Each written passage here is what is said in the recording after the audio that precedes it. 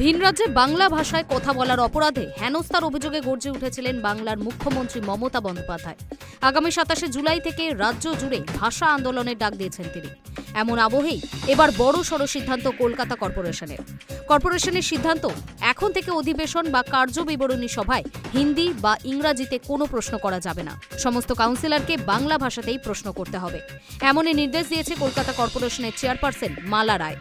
মালা দেবীর স্পষ্ট বক্তব্য, পুরো অধিবেশনে বেশিরভাগ প্রশ্ন বাংলাতেই হয়, কিন্তু কিছু কাউন্সিলর হিন্দি ও ইংরাজিতে প্রশ্ন করেন। এবার থেকে সব কাউন্সিলরকেই বাংলাতেই প্রশ্ন করতে হবে। মেয়র পারিষদরাও বাংলাতেই উত্তর দেবেন।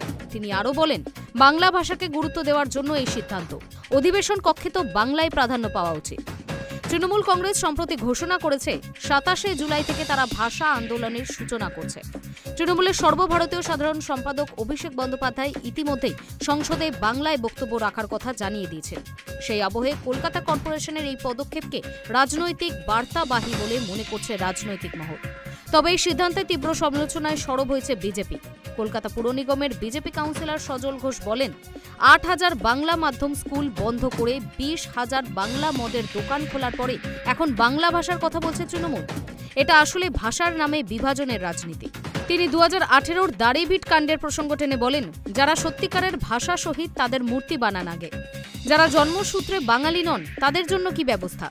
মালা রায়ের বক্তব্য, যারা দীর্ঘদিন বাংলায় রয়েছেন তারা বাংলা বোঝেন ও বলতে পারেন। ভোটারদের সঙ্গে যোগাযোগ রাখার জন্য বাংলা জানা বাধ্যতামূলক। ইংরাজির নামে স্টাইল দেখানো আর চলবে না। Hi news network.